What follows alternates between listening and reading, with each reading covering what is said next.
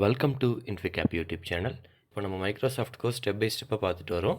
இப்போ நெக்ஸ்ட்டு ஸ்டெப்பில், அதாவது ஸ்டெப் 4ல் கம்ப்ளீட் பண்ண கோர்ஸோட சர்டிஃபிகேட்ஸ் எப்படி லிங்க்டின் ப்ரொஃபைலில் லிங்க் பண்ணுறது.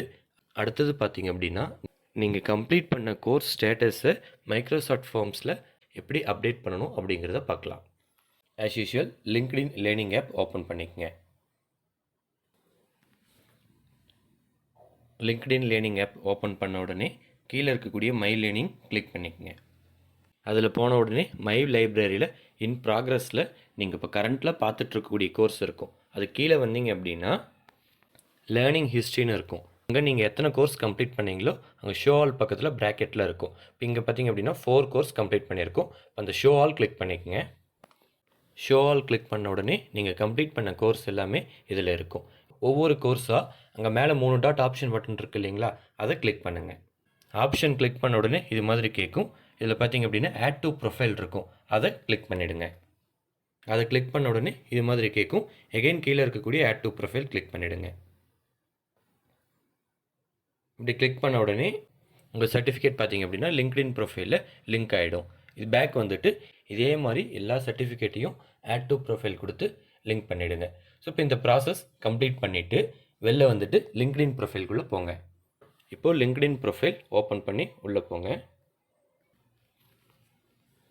அதுக்குள்ளே போயிட்டு மேலே இருக்கக்கூடிய இமேஜ் கிளிக் பண்ணுங்கள். அதுக்கப்புறம் இது மாதிரி வியூ ப்ரொஃபைல் கேட்கும். வியூ ப்ரொஃபைல் கொடுத்துருங்க. இது மாதிரி உங்களுடைய ப்ரொஃபைல் ஓப்பன் ஆகிடும்.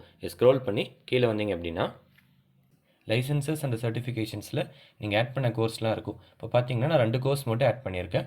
டெவலப்பிங் யுவர் எமோஷனல் இன்டெலிஜென்ஸ், அது ஒன்று எஃபெக்டிவ் லிசனிங். ஸோ இது மாதிரி நீங்கள் எல்லா கோர்ஸும் ஆட் பண்ணிட்டீங்கன்னா அந்த கோர்சஸ் எல்லாம் இங்கே டிஸ்பிளே ஆகும். இது மாதிரி டிஸ்பிளே ஆச்சு அப்படின்னா ஸோ இந்த ப்ராசஸ் கம்ப்ளீட் ஆகிடுச்சு. அடுத்தது என்ன பண்ணணும் அப்படின்னா கோர்ஸ் கம்ப்ளீஷன் ஸ்டேட்டஸ் மைக்ரோசாஃப்ட் ஃபார்ம்ஸில் வந்து ஃபில் பண்ணணும். அது ஃபில் பண்ணுற ப்ரொசீஜரை இப்போ பார்க்கலாம். இப்போது மேலே வந்தீங்க அப்படின்னா இந்த ப்ரொஃபைல்லே இந்த ஆப்ஷன் பட்டன் இருக்கும். ஆப்ஷன் பட்டன் கிளிக் பண்ணிங்க அப்படின்னா 3ஆவது இருக்கக்கூடிய கான்டாக்ட் இன்ஃபோ அதை கிளிக் பண்ணிவிட்டு இந்த ப்ரொஃபைல் லிங்க் லாங் ப்ரெஸ் பண்ணி காப்பி பண்ணிக்கங்க. அடுத்தது உங்கள் ஸ்டாஃப் இப்போ உங்களுக்கு ஒரு லிங்க் அனுப்பிச்சிருப்பாங்க, மைக்ரோசாஃப்ட் ஃபார்ம்ஸ் லிங்க். அந்த லிங்க் ஓப்பன் பண்ணிக்கணும்.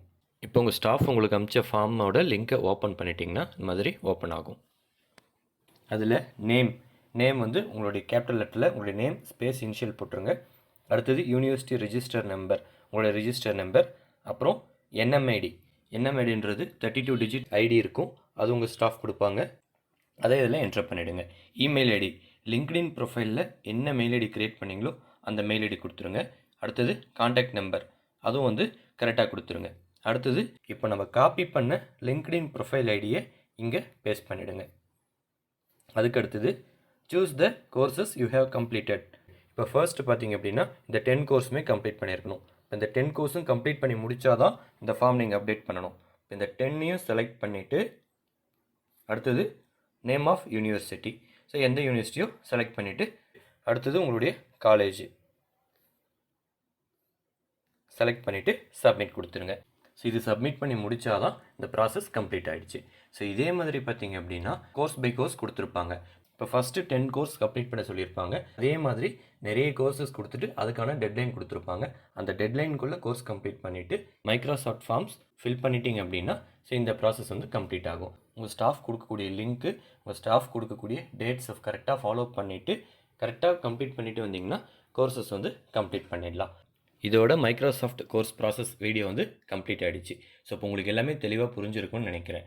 இதே மாதிரி பார்த்தீங்கன்னா நான் முதல்வன் மட்டும் இல்லை, நிறைய ஸ்கீம்ஸு, நிறைய அப்டேட்ஸு, அது எல்லாமே வந்து நம்ம சேனலில் போட்டுட்ருக்கோம். ஸோ மறக்காமல் நம்ம சேனலை சப்ஸ்கிரைப் பண்ணிக்கங்க. தேங்க்யூ.